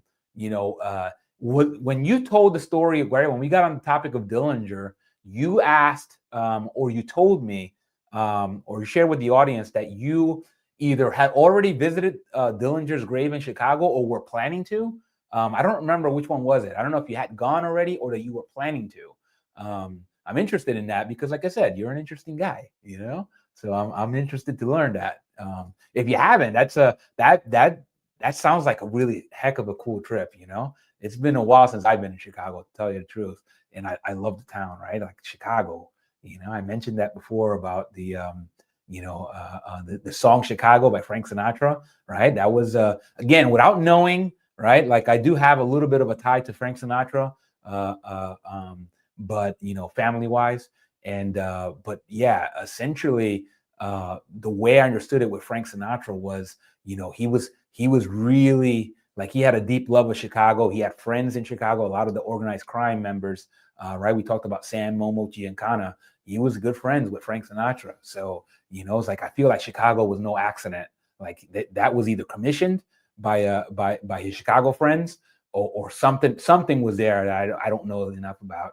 But Ian says, I plan to when I go to the Chicago Pipe meeting. All right. Is that this year, Ian? Is that the Chicago Pipe meeting happening this year in 2025, or is it happening in 2026? I'll have to look it up. I'm sorry, Ian. I'm asking you something that I could probably look up myself. But that's interesting.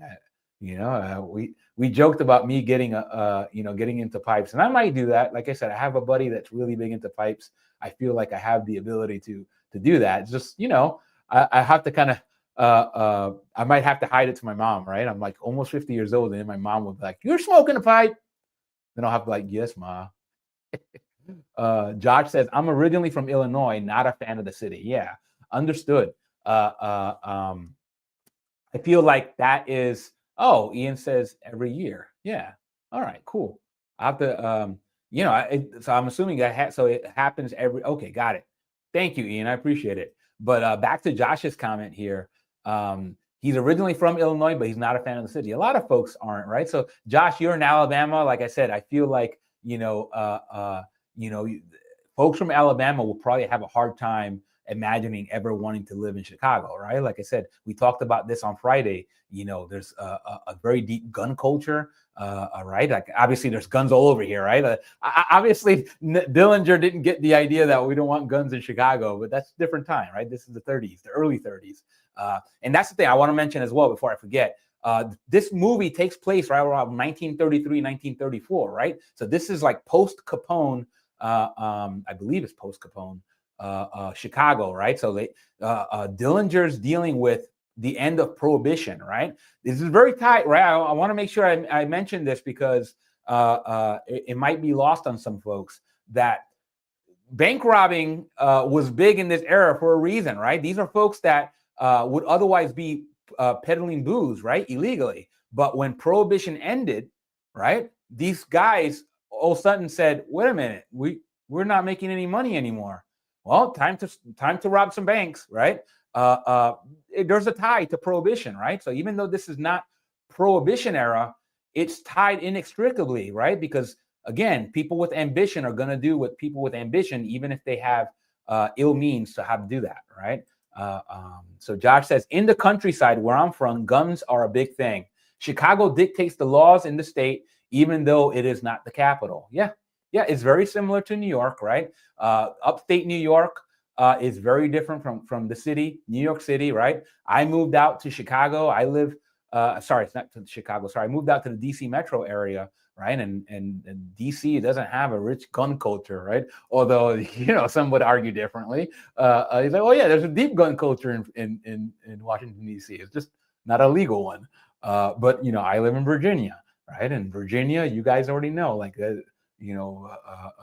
guns in Virginia are big thing. And that's how I got introduced into gun culture, right? And it's a beautiful culture, to be honest. That the gun subculture is one of the many beautiful subcultures I got to experience when I moved out to Virginia. And I know it's a controversial view. I get it. I'm originally from New York. I know how guns are viewed, and I know the issue and why it's such a hot button issue. But somebody like Josh, I have to kind of do this because, well, one, I want you guys to all know how I am, right? Like the type of person that I am, right? I am not my possessions. I am not my,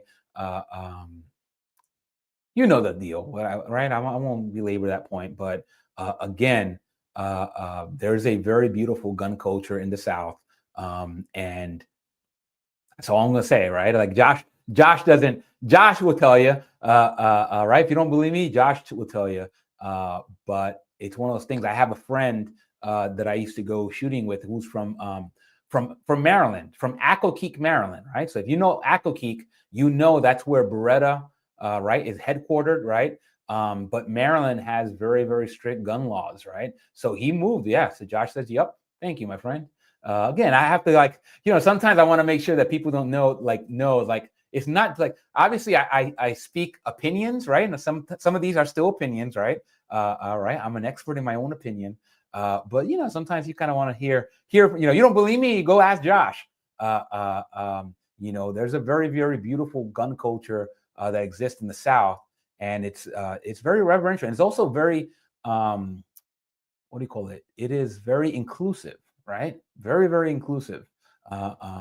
You know, guys will talk about guns the same way they talk about watches, the same way they talk about cars, right? It's a machine, right? And obviously, somebody like Dillinger used this. This was a tool, right? The Tommy gun was a tool, right? So to ensure that he got his job done, even though his job was committing a crime, he got the job done with the tool, right? It's not any different from, you know, from a pen, right? A pen is a tool, right? Obviously, I could probably rob somebody with this pen if I used it right, but it probably won't do as well as a Tommy gun, right? So I just don't want to like belabor this again. I know a lot of people have feelings about it, right? And we got folks from the UK.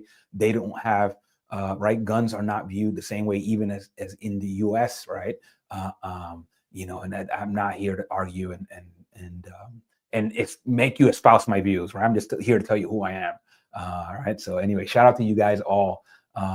You know, so yeah, I'll keep going because that was not intended to be an issue on gun control or lack thereof. Yeah, look at this. This is another beautiful shot. Again, this is a darker, kind of a darker outfit, right? And I think that's purposeful, right? This is Michael Mann, right? Probably starting off with some lighter colors on Melvin Purvis. But remember, right? It's almost like a charcoal here, right? It's a charcoal, and I believe that's connoting something that for the audience that Melvin is ready to do whatever it takes, even if he has to do some bad things himself to get his man. Ian says one might argue that the pen does more harm. Yeah, the pen is mightier than the sword. Well, great point, Ian. Right? Anybody that's, and I mentioned this before, anybody that's ever had to pay a lawyer, you know, for whatever reason, right, knows the power of the pen, right? Right? Legislation happens with the pen, right? Right? It's just the way it is, right? Once that signature happens, right? Boop, right? Our Constitution signed, right? Right? The U.S. Constitution. You know, these are very powerful. So don't ever mistake that, right? This happens to be a Bic. I don't know what brand of Bic. This is called Bic Round Stick. This just happens to be a favorite pen of mine. You know, I know it's not a very fancy thing, but I just like the way this pen writes. So I have a bunch of them. You know, I got 2 of them right on my desk. Shout out to Bic. I have no idea. I don't know. I guess I've always written with a lot of different types of pens. You know, and I never got like myself one of these like fancy Mont Blanc. You know, it's like that's how you Mont Blanc. You know, I'm actually more fan of a Mont Blanc cologne than I am a Mont Blanc pen. That's not, you know, I don't know, a lot of people collect pens. I just never got around like to collecting pens. You know, maybe one day I'll buy myself a Mont Blanc to see kind of what it's about. But I do know the value of a good pen. Anybody that needs a pen knows the value of a good pen, right? When a pen fails on you or doesn't write the way you want it to write, you just don't want to write anymore. And, you know, it's just the way it is. Josh says, I use a Lamy fountain pen and love it. There you go. See, again, I think writing is a lost art, to be honest, right? Like obviously with the electronic age, people just don't write anymore, right? That's why I try to, again, even though I don't, like I still take notes. Yeah, Mont Blanc, yeah. A Mont Blanc pen is $1,000. You see that? Like I said, and I mentioned this I talked about Porsche before, right? I talked about that. You know, I still write notes, you know. You know, I don't write enough notes, and I write in gibberish usually. Like I can't even decipher it. But like a Mont Blanc is something where like somebody else would be like, why are you spending $1,000 on a pen? And I'm like, because they like it, right? Because they can still do that and then and still enjoy their other things like eating, right? Like I'm not who am I to judge why somebody buys a Mont Blanc, you know? Like I said, like one day I will go and you know, they're sold around here. You know, you can find them. I think in the Tyson's Corner Mall, you might be able to find them. Like I said, if you enjoy it and you write and you rather have a nice Mont Blanc pen and that makes you happy, more power to you, right? Like who am I to judge? You know, I write with a Bic. That's cool. Somebody else wouldn't be caught dead with a Bic, you know? Like, what are you gonna do? Ian says, I only use fountain pens with oxblood ink. I love it. I love it. You see, this is the stuff that I love. Again, this is why I love this channel. And I know that sounds weird. I love my own channel, But again, this is stuff that I want to learn about from you guys. Besides your hats, right? Like I kind of, we came for the hats, but we get good looks. You come for the hats, but stay for the people, right? What makes you tick? That's what I always enjoy the most, right? Like we kind of know we all love hats. Some of us love different types of hats, right? And that's cool. But we're all different types of people, right? But we have a commonality, but we're all still individuals, and you gotta love that, And like I love the idea of oxblood ink. It makes perfect sense. It's a beautiful color. It's so elegant, yet also badass. That's the thing with oxblood, right? Like if you've seen a pair of shoes in oxblood, it just takes it up a notch, right? As opposed to, let's say, a basic black or a basic brown, right? Oxblood, there's such a depth to that color that it's hard to even describe in words, And again, I'm not somebody that's really like, I'm not somebody that knew every color in the Crayola box, right? I'm not the sharpest crayon in the box, but I do know that when I see the color oxblood in a leather jacket, in a pair of shoes, and some kind of like leather form, especially, but obviously in a ribbon works really well. It's such a beautiful color, man. And again, beautiful. It's elegant and also badass, right? That's like the perfect combination. It's like the perfect thing, right? Anyway, I'll stop that. But I appreciate you guys chopping it up with me. Again, this happens to be a photo where Dillinger and Purvis are meeting in the jails. You see that silhouette on on Melvin, right? Man, what a just a sharp. Both of them look sharp, right? So obviously we're not seeing the full gamut of Depp's Depp's outfit here, but he's got the vest, right? Just too sharp, and that's the thing about these, right? So even though they didn't capture the magic, like right here, this would be the basis of like the Heat moment, right? When Al Pacino had the cup of coffee with Robert De Niro, and they go in that famous back and forth. This is kind of like, in my mind, one of those potential, like Michael Mann tried to create that Heat moment, right? When the good guy and the bad guy kind of meet, right?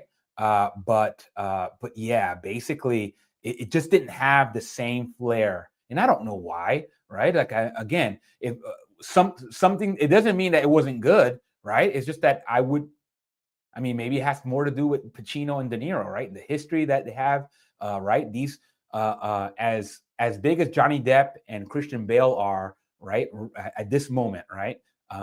Even like, right? Let's let alone at 2009, right?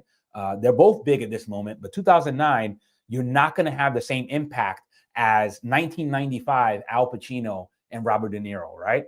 Like these are like De Niro did what he did, Pacino did what he did, right? They technically did it together, right? In Godfather 2, but no, this was iconic, right? So it was like, it didn't have, like, this movie didn't benefit from that backstory, right? And what, you can't blame Michael Mann for that, right? And it's still beautiful, a beautiful meeting. And I feel like because Michael Mann keeps showing this, like trying to recreate that, it goes to show you that he really thought a lot of that, right? Like when the two meet, what happens when the two meet? The good guy and the bad guy, so to speak, right? Depends on how the person watching it might view, like, okay, this is the good guy, that's the bad guy, right? And that's one thing I wanted to add here also. Like we talked about, like the idea of maybe Dillinger not being exactly the same as he was in real life. Same thing with Melvin Purvis, right? If you look up Melvin Purvis, right, and the history, right, he had a tumultuous relationship. Even though in the movie it made it sound like J. Edgar Hoover, right, was like, Melvin's my guy, right? Like I have the utmost faith. In actuality, if you actually read the history, right, and you look up the history of the relationship between Melvin Purvis and J. Edgar Hoover, it was not so hunky-dory, right? Melvin Purvis happened to be somebody, like I said, in this movie, right? Melvin, almost like his character has carte blanche, right? Right, carte blanche on how to do things. In actuality, Melvin Purvis was not like totally in control of everything that happened when he ran his squad, right? J. Edgar Hoover was, right? And when there was a question, J. Edgar Hoover removed Melvin from his post. Again, it's just something that I feel like the movie makers, I don't care about accuracy, to be honest. Like, you know what I mean? Like, I can study that and appreciate the actual history. I'm here to watch a great story, right? And a beautifully told story. And I think they did that with this movie. You know, I know a lot of purists, they were like, no, that actually didn't happen. I'm like, who cares? Did you like the movie, right? Like, did you like or did you not like the movie? Now, if you didn't like it, that's fine too, right? Like, if you like, oh yeah, I know it's not inaccurate, and also the movie sucked. That's fine too, right? Opinions are like, like, you know what, and they all stink. Anyway, another great, like I said, in terms of crew shots, right? We talked about that with with the Untouchables, right? The crew shot. These are crew shots right here. And then you can see right in the middle here, you got some Panamas, right? At least one Panama. The guy here, right, directly to the left of Melvin is wearing a Panama, like Melvin's left, right, is wearing a Panama. And it could be the two gentlemen behind him are as well in the back here, but I don't know that for sure. But you're seeing some really great silhouettes here, right? Melvin's hat is a little bit lower in the crown, right? It's got that serious side dent, but you get some serious, right? And the gentleman right to Melvin's right here also has a low crown height hat, right? Kind of go to show you that not everybody was wearing some ridiculously high crown hats, right? Right? Hats varied. Again, I don't know because I didn't live in 1930, but I trust that the research done on this on this movie was accurate. But you do still see some, right? The gentleman right here that has his hands, right? He's got the business look, like he's got the high crown, right? That Chicago gangster look, right? You gotta love it, right? You know, you gotta love the diversity of the hats found here. And like I said, if you're a hat nerd, there's something for everybody here. You know, they got the Panamas, you got the flat caps, you got everything. You know, shout out to Graham again for killing it here. I'll keep going. This is kind of just a more kind of a interesting shot. You get to see the silhouette in the back out of focus, and then you got the front of Melvin's brim. Again, this is a lighter colored felt, but that should give you an idea of some of the brim width, right? That was done here for some of these hats. That tie, I really like that tie. That kind of looks like a burgundy that he's wearing. I think it looks really sharp. All right, I'll just keep going. This is an interesting silhouette. You got right, you got Melvin here with his hat in his hand, right? This is probably right where they announce him to be leading the squad at going after public enemy number 1, right? And obviously the gentleman to hit Melvin's right is wearing glasses and a dark fedora. But what caught my eye is the gentleman to Mervin's left, right? Right, that ribbon. First of all, that hat with the hat tilt, right? And that shark gill ribbon, right? It's kind of like it's that lighter color felt. It looks like a grayish shark gill ribbon, right? Some good width on that ribbon. And then obviously like that wool or tweed or whatever the fabric. It looks wool to me, but I don't know. I'm not an expert on fabrics, but it's a sharp look, man. Just beautiful, just beautiful. You know, again, you can pause it when you watch this in syndication, but I'll just keep going. Again, more shots of Melvin. Again, just to look at the crown height. He's got that brim width, kind of like you can see, kind of like that smiley face brim, like that, almost like a curl to the brim with that nice thick ribbon, right? And again, I don't know if this is a low crown height. It's just like, remember we talked about this on Friday. That the ribbon width can play some optical illusions, right? It can play with your eyes and make a hat seem less shorter in crown height, and it's just because the ribbon is that wide. I don't know if that's what's happening here, but you know, it's not like it's a low crown hat, but the ribbon really kind of subdues the crown height here, and it still looks really sharp, right? You got the overcoat. This photo just looks like it was signed by Christian Bale himself. So I thought that was pretty cool. This is actually a side photograph that they showed on IMDb. Again, looks like the same outfit, but a different angle. You can see that side dent, right, in the hat. Just sharp, man. Just like there's no bad angles, man. Like I said, they left no stone unturned. And again, I feel like this was, I'm just going to chalk it up as to a collaboration, right? This is a collaboration between Michael Mann, Atwood, as well as Graham, right? In terms of how to pull off this look. And they killed it, right? Like, you know, no pun intended or intended. They killed it. Here's a shot of Dillinger. Again, look at that hat, man. Look at that hat and look at those crown dents. Just like gorgeous, gorgeous. And again, this is that suit and the glove look with the Tommy gun that we showed earlier. So just pointing that out. Again, just gorgeous. Here's another shot of, I believe this is J. Edgar Hoover, Mervis and J. Edgar Hoover talking, right? And again, I made mention of this earlier. The film seemed to depart from a little bit of accuracy in terms of the relationship between Hoover. Obviously, Hoover was a character in and of himself, and there were movies about it. But you know, I think Michael Mann or whoever else was in charge of that decision obviously chose that because they was like, hey, this is not a movie about, you know, J. Edgar Hoover and his relationship to Melvin Purvis, right? That's not what we're trying to get at here. So he kind of subdued that relationship, made it be what it is, to be able to keep the story, the continuity. And I thought it was a good decision. Again, more silhouettes here, just to give you angles of this, you know, again, badassery, just pure badassery. This is kind of, I think I might have showed this photo before or not. Again, this is some of the, just an open jacket here. And obviously you can see that the alarmy here, you know, or lammy, or whatever was that it's called, you know, it's protecting it, you know, the photos, but it's still cool. Still a cool shot.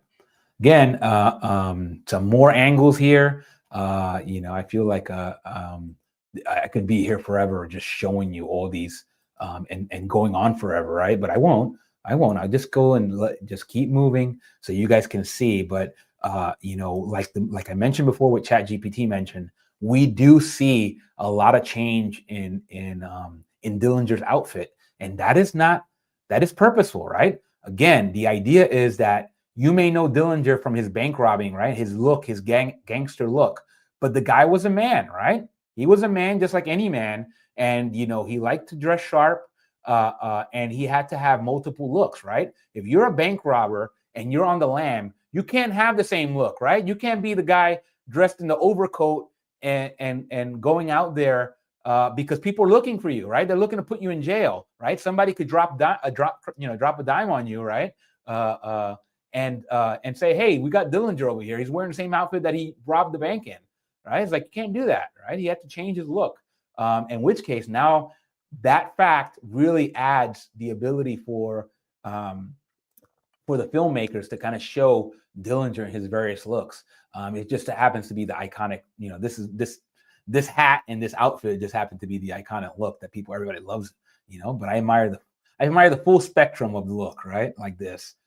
This looks like it's Michael Mann himself. I don't know what Michael Mann looks like, but it looks like this might be Michael Mann again in a behind the scenes photo, just, you know, talking with Johnny Depp. Let's see, we'll keep going. Again, this is a different look. I believe this looks like a leather jacket, right, on Johnny Depp here on the right. You know, I do remember the scene where they had the gentleman, the African American gentleman in the back. And then here on the left, right, you can see the flat cap from this gentleman here. It just looks really sharp. You know, again, this movie has something for everybody in terms of, you know, especially when it comes to hats, right? You gotta love it. Gotta love it. Again, this is the same kind of scene. You can see from whatever the opposite of bird's eye view. I mentioned this before last week in the Untouchables, but this scene where you're looking up, right? Obviously, bird's eye view is looking down, but I think this is just really beautiful filmmaking, you know, or cinematography, however you view it. And you can see the point on the crown, right? And you can see some of that brim width. Just beautiful stuff, man. Beautiful. What else? Let's keep going. All right, so here we go. I believe this is also Melvin Purvis, again, in his lighter colored suit. I could be wrong, but I believe that's Melvin in the same light color outfit that we see. This is him outside the theater. I believe he's waiting on John Dillinger to show up to kind of ambush him, right? He's got the sting operation happening, and he's there to ambush Dillinger. And I believe right before this, you can see this shot here, right? Like what you can tell right here, right? And besides the fact that you got a stare here, right? This is Dillinger in his boater hat, right? He's got the glasses to kind of conceal his look, right? He's out he's out in town, right? He knows that he's a bank robber, right? He knows that people are looking for him, so he has to switch up his look while still blending in, right? So this is him trying to blend in, and then we get to see some more awesome hats. This time a boater, you know, and I believe this is when we start seeing Babyface Nelson. Now, again, I could be wrong, but I'm pretty sure this is Babyface Nelson, played by Stephen Graham, right? Shout out to Stephen Graham. Again, another guy that I believe doesn't get as much credit as he should, or maybe he does, right? I don't know. But I feel like Stephen Graham, again, if you don't know Stephen Graham, you know, he played Al Capone in Boardwalk Empire, right? He also played Tony Pro in The Irishman, and he has got so much other work that, you know, I won't go into. But for me, Boardwalk Empire and The Irishman, he did such a bang up job, right? So just two great productions there, and maybe I'll cover those in a future Fedora Friday. But Stephen Graham, just look at this, you know, again, Babyface Nelson, look at that hat, badassery, just a brown hat with a matching brown ribbon, right? A nice thick ribbon. The ribbon is a lot thicker up front than it is on the side, right? And it comes to that bow. It's just bad, obviously the Tommy gun. And that overcoat, nice little green. Everybody knows green and brown kind of go together, kind of like an olive. Just beautiful, beautiful stuff, man. And obviously look at that look, right? It's kind of like, you know, he's shooting that Tommy gun. He's like, take that, right? Take that. Look at this, the face. Again, here to work. And again, you get another angle of his hat, right? A beautiful crown dent, just gorgeous. And this looks like it's definitely an action scene. He's shooting the Tommy gun, so you can see some of the motion blur here in the bottom. But that face, right? It's kind of like, you know, come get it. Same here, right? Kind of like the prototypical shoot the gun in the air, get everybody's attention, make sure nobody gets too cute, right? Don't get cute with me, or else I'll have to unload on you. I was like, yeah, nobody move and nobody gets hurt, right? That's the bank robber way. Again, the bank robbing here is no accident, right? Like, then the reason why this is the case is because Prohibition took away, right? These are guys that would otherwise be bootleggers or were bootleggers. I don't know the answer to that.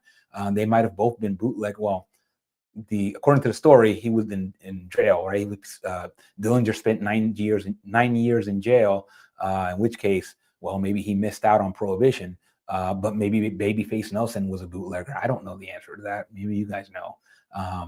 But yeah, this is another shot here, right? This is kind of a female character here, right? This is Emily the Raven or the Raven here in this shot. But it goes to show you she's wearing kind of like an open crown hat. I don't think it's a bowler, but it could just be an open crown fedora. And it looks really good, man. It looks really good. So shout out to my to all the females out there rocking hats. We got Morgan, and we got just, you know, again, it's really, you know, it goes to show you how yeah, English actor Graham. Yes, he is. Yeah, he's just, like I said, again, I know I'm just speaking about, like, I hear a lot of people talk about movies. I always talk about movies when I can. Stephen Graham doesn't come up often, but like he should, right? Maybe he's gonna have something where like people start really fully appreciating what his character. But yeah, he does, and obviously now he's kind of pigeonholed in a certain way to the gangster roles, but he does it so well, right? He's kind of like a modern day Edward G. Robinson, right? That if I had to do a movie of Edward G. Robinson in his life, I would want Stephen Graham to play Edward G. Robinson. I think he could pull it off, you know. I think he make a great Stephen. You know, I think Stephen Graham would make a great Edward G. Robinson. So shout out to both of them. you know, and if you're a movie maker, go and make that movie. I want to see it. Or maybe it's been made and they just don't want to do it anymore. I don't know. I don't think I've seen a movie on the life of Edward G. Robinson, but I'd be interested in seeing it. So here you go, another shot here. You know, again, it's just gorgeous, right? Gorgeous shots. These are things where they kind of set up. And if you're a gun guy, you like the guns too, right? Right. You can see what the guns in the 30s and what they were using besides the Tommy gun, which just seemed like the trope, right? This right here is not a Tommy gun. You know, honestly, I don't know what this is, to be honest. It kind of looks like, you know, anyway, maybe Josh knows, but I'm definitely interested in knowing that. Anyway, just more shots here. Again, this is Stephen Lang and Aaron Roman Wiener here. This is a gorgeous Panama hat, I believe, on Stephen Lang here. I believe that's who this is. I'm just not familiar with who's who here, but I'm assuming that this is Stephen Lang here on the left. But yeah, gorgeous Panama. And you can see, like, for me, in terms of like the leather here, like the leather holster, right? That's another thing that gun guys are really fascinated with, is the leather holster, right? In terms of leather works, you know, the leather holster, especially the shoulder holster, is just a badass look, you know. It just is. And this is Jeffrey Cantor, again, attending the opening of the movie, I believe. And again, rocking a Panama style trilby himself. I thought that was a really sharp look. You know, again, you got to love it when, you know, when they just so happen to be hat guys. This is Adam Mucci, right? Kind of like an interesting looking mug. He's certainly sweating it up here, but just give you a taste of some of the outfits, right? Besides the leading characters. Again, this is a nice silhouette here. You know, just again, great silhouettes. Let's see here. I won't spend too much time because I don't want to. This is obviously, you know, this is when a scene that I love, because it started capturing why Dillinger was such a, you know, he became public enemy number one. The reason why he became public enemy number one is that, well, people were treating him according to the movie, right? Again, I don't pretend to be an expert on John Dillinger, the actual John Dillinger, but the reason why the movie cast him as public enemy number one, right? Like that he got on the radar of J. Edgar Hoover and Melvin Purvis, is because, well, he represents, right, a slap in the face to authority, right? Like look how enamored the media is, right? They're doing like a media session. Look at his disposition. Does he look worried, right? Like he's got a guy with a shotgun right in front of him. He doesn't look the least bit worried, right? Like they're taking him. He's in custody and he looks like he's about to go have a drink. You know, I'm like, it's just, again, the body language, that everything that Johnny Depp does here, like, just adds to the mystique, right? And you're sitting there as a viewer, like, of course they love Dillinger. Look at him. You know, how do you not like a guy that's so cool under pressure, right? He robs banks. He looks badass, right? He wears badass clothing. You know, has all this money, right? That he basically steals. And again, I'm not trying to celebrate that, but I'm thinking of like the viewer about like, yeah, of course, you know, like, of course he's such an intriguing character, and Johnny Depp did it great. You know, look at this. Just looks, again, the definition of cool. Another interesting, this is at the track, right? And you see a nice, right? Obviously, this is the from behind. You have Dillinger here, right? Who's not wearing a hat, but you can see at the track the predominant, right? You have the predominant thing here, and this could be just a function of the weather, right? This could be a summer day. You see Panama hats abound, right? I think they're all Panama hats. Maybe this lady in the darker here could be a non-Panama hat, right? But meaning the non-straw hat. That's what I meant to say. Obviously not a Panama hat, but you can see the straws are out and about. And again, it's probably because, well, this lady's wearing an umbrella, has an umbrella back here. This to me is a summer day. But yeah, so my guess is that this blazer, given that it's summer, this blazer that Dillinger's wearing is probably made of linen. You know, without knowing anything, I know that linen is an excellent summer fabric because it's breathable. So it looks like linen to me too. So I happen to have a linen, like guayaberas are traditionally done, like the traditional style of guayabera is done with linen. Usually it's cotton or linen, but linen is like the favorite, at least in my understanding. So I think I only own out of guayabera, I only own one that's actually made of linen. It's just something that wrinkles really easily. It's hard to kind of like keep it looking all right, but it really helps when it's hot outside. So again, more silhouettes. You can see the crowns here, right? This is from, I believe this is from Melvin Purvis's vantage point, where he's like staking out this place, and then he's seeing what's going on here. So I just thought it was just a nice little shot here. Again, you can, just all the silhouettes are beautiful. Let's see here. I will keep going. Again, this is a kind of an interesting shot. Again, Dillinger without, he's in custody, but then you see the guns. Obviously, the weather that's happening here. It's a rainy day, so you got the umbrellas out, and then you also got, you know, a combination of police and reporters here, the general public, you know, and you see the hats, right? This is really, really beautiful shot, you know, and then you got this explosion happening in the background here. I don't know. I just thought it was really beautiful. This gentleman right here looks almost like he's wearing a bowler. It could just be an open crown fedora, but it looks, it's got that brim curl, almost like a you know, a bowler. So just great hats, man. You know, and again, when I hear 75 hats, it almost looks like that's an underestimate, right? Maybe Graham made 75 hats and they had a source find other hats to make up for it. Because I'm like, all the hats that we've seen here, it might be even a bit more than 75, but that's the number that ChatGPT gave us. Here's another shot. This one is of Giovanni Ribisi, right? But you know, he's hatless, right? Shout out to Giovanni Ribisi. He's a underrated actor as well, but he's in this. But what I wanted to point out was the boaters here, right? Look at this gentleman right here in the background, right behind Giovanni.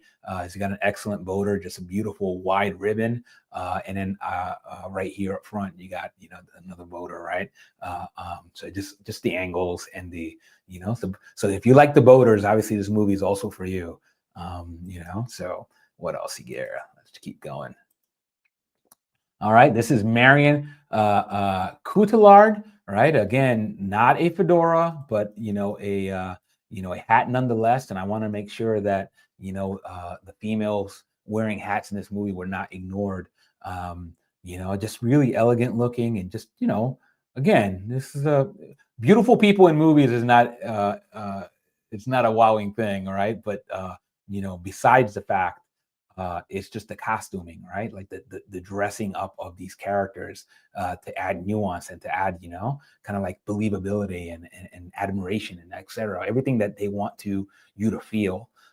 You know, they knocked it out. This is another photo of Marion. Again, this is right next to Dillinger, and she's got a straw hat this time here. I believe that other one might have been a straw hat too. So this one, I believe, is a straw hat. I don't think it's the same hat. Doesn't look like it, at least, but just gives you an up close view. So that way, I know Panama folks are really like, they're really into the weave, right? So you can get a little bit of in this light, a little bit of the idea of the weave on this particular straw hat. So yeah, and I think that's it, man. I think that's the last photo. Yeah, that's the last photo. Man, wow. Just, yeah, let's see what Ian says. One girl's school near me has boaters in its uniform. Man, what a sharp look. I love that idea. Man, I wish, you know, I secretly wish I had my son in a school that required boater hats, right? Maybe he would have been a much bigger hat guy instead of just like the trucker hats and baseball hats that he likes to wear, right? You know, I'd probably pay a little extra for that. He's like, could you incorporate boaters in your uniform, right? I don't know. I just feel like, you know, it just normalizes that kind of hat and that uniform, right? Anything that normalizes fine hats, right, I think is a good thing. Thanks for sharing that, Ian. I love that. Yeah, man. Wow. Again, you know, we're just under 2 hours here. I wanted to just make sure, one, besides the fact that my man Ian, right, recommended this movie, I just felt like this movie got a vote. And who knows, it probably was you, Ian, because you've been the one that's been consistently voting that I know has been consistently voting. But I just felt like I didn't want a vote again. Ian says, I'm sure this school is expensive. Yeah. Maybe that would have been a different, maybe what I should have just done is said, son, as the patriarch here, you're going to wear a voter hat. I don't know if I would do that. I'm not that kind of guy. I don't like making people do things. Like my son was a teenager and he did what teenagery things. Like nobody wants to talk to you, dad, right? Like they're always embarrassed, right? I've been there, right? I remember I was his age and I'd be embarrassed about my dad and my parents, right? It's like, oh, just don't show up, right? Don't let the kids drop me off a couple blocks away. I don't want the kids to know that, I don't know, that I have parents, right? It's like, it's like, you have parents? No, I don't have parents. Whoa, you have them? It's like, how that insecurity of kids, right? They just don't want to they don't want to stand out. So they'll do things that even though it's like, you're like, what's wrong with you, right? But it because you're like, again, history repeats itself, right? If it doesn't repeat itself, it often rhymes. So you give them their, yeah, exactly. Ian's exactly right. One way to make them hate you. Exactly. Nobody wants that. And again, my son is still doing his, right? He's on his journey, right? He doesn't have a hat journey, although, like I said, he does because he likes baseball hats and trucker hats. But again, it's still his journey, his hat journey. And who knows? Doesn't mean that one day, right? Who knows? Maybe he'll find my fedoras, right? Maybe, and then he becomes a hat guy, right? I mean, it's just how it happens, right? And it can't be forced, right? You can't force somebody to become a hat person when they're not a hat person, right? You can't force anybody to do anything, right? You can't force them to think a certain way. You just have to let them live, right? Like, let them live. You do you, I'll do me. And if we need to meet, that's cool. Let's meet and let's have a good time. But you be yourself, right? So the idea of authenticity, right? Not just to the workplace, right? I wrote that article about authenticity in the workplace, but authenticity matters everywhere you are, right? Right? To thine own self be true, right? It's too exhausting to try to be something you're not, right? So why try, right? You do it because there's some sort of external pressure. And that was the point of the article that I wrote, right? Some of you guys know what I'm talking about because I know Ian's read the article and things like that. But I published it on my LinkedIn account. So if you want to find me on LinkedIn, you can. But essentially, the idea was, it was the genesis of that article was for Hispanic Heritage Month. I kind of highlighted some cultural facts about the general Latino experience. I just tried to find some commonalities, right? The idea was that at some point, the Puerto Rican flag was illegal, right? It was against the law to wave the Puerto Rican flag. Can you imagine if they did that here in the US? They they said, that American flag, we're not doing that anymore. Put it away or else, right? Can you imagine what would happen, right? So this was actually, and you don't have to imagine, you can go and look up history, right? Because again, it's happened. It happened in Puerto Rico in 1948, right? And it was about 9 years. I think that they got rid of that law in 1957 in Puerto Rico. And but for 9 years, if my math is mathing, they made the Puerto Rican flag illegal, right? So you can imagine the turmoil that caused, the rebellion that caused, right? And then you had folks like Pedro Albizu Campos, right? Also Pac, right? I have admiration for two Pacs, right? There's Tupac, and then there's the other Pac, Pedro Albizu Campos, right? Who led a lot of the resistance there, and that resistance was beautiful, right? Meaning that it was people that wanted to be themselves. They wanted to do, right? Like again, you guys can correct me if I'm wrong. I equate it, right? If you want a non-Latino experience or analogy, like with the Irish, right? The way I understand that Irish river dance, happened was that it was illegal to dance, right? So that was the way. And again, correct me if I'm wrong. Sometimes I remember things wrong. But the way Irish river dance, the way I understood it was that it was a dance of rebellion, right? The idea was, we're going to dance in place, right? So that people outside will not know, that we're actually dancing and breaking the law, right? It's like in a way, very much like prohibition, right? Prohibition in itself was kind of that analogy, right? You can't have alcohol anymore; it's against the law, right? And we saw what happened then, right? Resistance comes in all forms, right? And I don't know even how I got onto this topic, to be honest. Oh, authenticity. That's what I meant.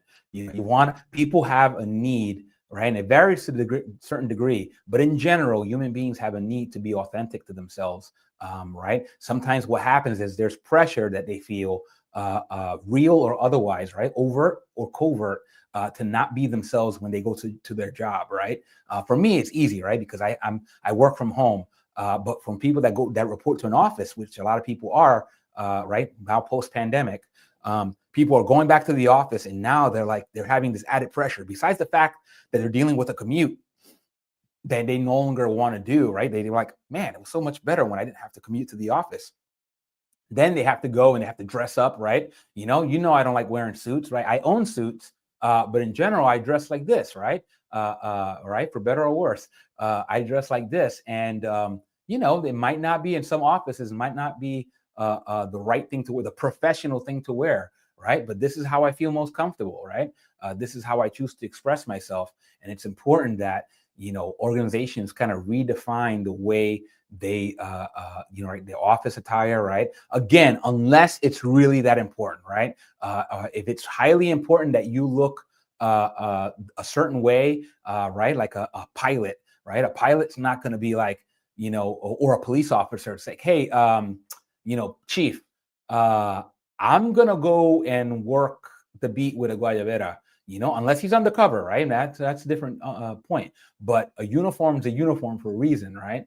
So I'm not trying to, like, you know, get you in trouble and say, hey, no, Luke said I got to wear what I want to wear. Let me go. That sounds like a good way to get fired, right? So please don't take me the wrong way. You know, the idea though is that we have to kind of, right, the organizations have to meet their employees at least part of the way so that we can get the most, right? So like, you know, to put it in matrix terms, right? If we're all batteries here for the matrix, right?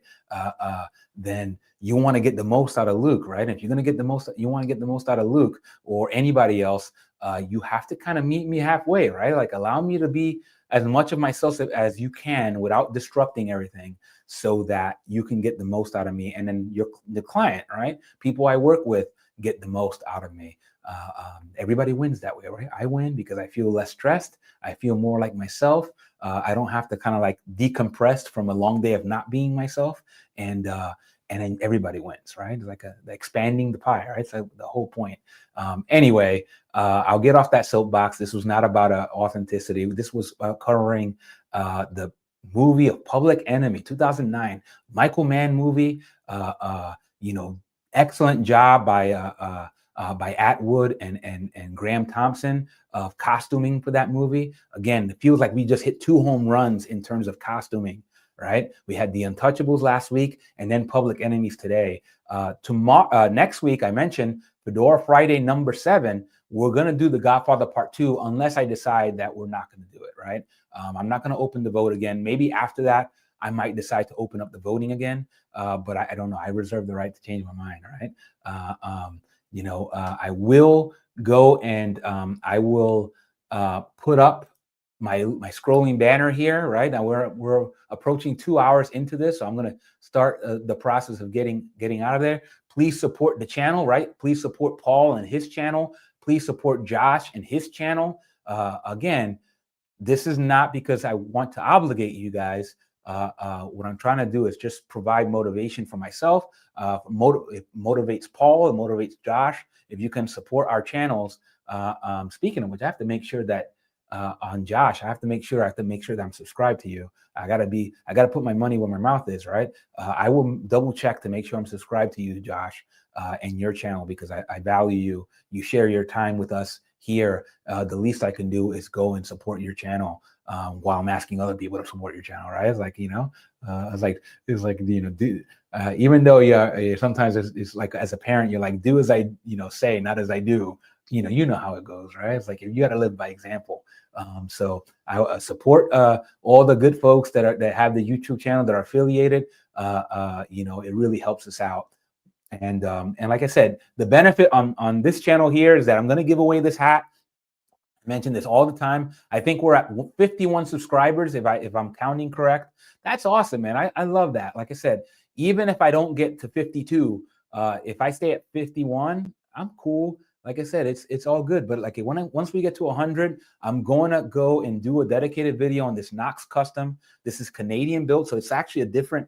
Like if you own a Knox, you may or may not have one that was built in Canada. I don't know if that means anything to you. Like I said, I like Canada. I think Canada's cool. You know, but this one was built for the Canadian market by a Canadian manufacturer. And so it's a different type of Knox custom. It happens to have some moth bites. Don't worry about that. Right. These, again, I showed this hat basically every time. You haven't seen any new moth bites. If you have, let me know, because I could be just losing it. But this could be a great first hat. This could be a great first project hat. I don't know, whatever you want this hat to be. This could be just something that you win, right? And then you're like, that doesn't fit me, or I don't want it, right? Like it's like, Luke, I wouldn't be caught dead in that hat. But maybe you know somebody that would love this hat, right? Maybe you just want to learn how to work on a hat, right? I don't know what to do. Like, I don't know what to tell you why you need this hat. But if you do, or you just want it, right? It's like, I can't wear it, but I want to keep it. That's cool too, right? Do whatever you want. You know, I might just ask you to pay for shipping. That way, you know, again, shipping has gotten so expensive. You know, hopefully that's cool. If you can't afford the shipping, then maybe we'll work something out. I don't know. We'll figure it out. But I want to make sure that it's open to everybody, international and domestic, right? I'm based here in the US, but I got folks that from the UK. If you end up winning this, then, you know, let's just work together and we'll figure out a game plan.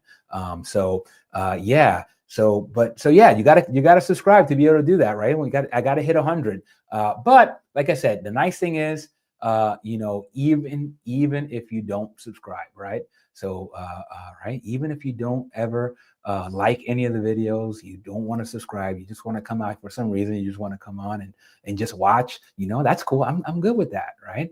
But there is one thing I want you to do for me, right? And again, I'm not opposed to sending John Dillinger after you, right? Again, I don't have a Dillinger hat, but I got friends that do, right? If you don't want me to go, maybe we'll send Ian out there in his Dillinger hat and come after you. You know, and again, not to hurt you, right? And just to go and to say, hi, how you doing? I'm Ian. Whoop, you are now subscribed to Good Luke's, because that's, you know, we're not breaking anybody's legs, right? All right. Yeah, that's all we want. It's just all we want you to do is stay hatting, my friend. Have a great day. Ciao, everybody.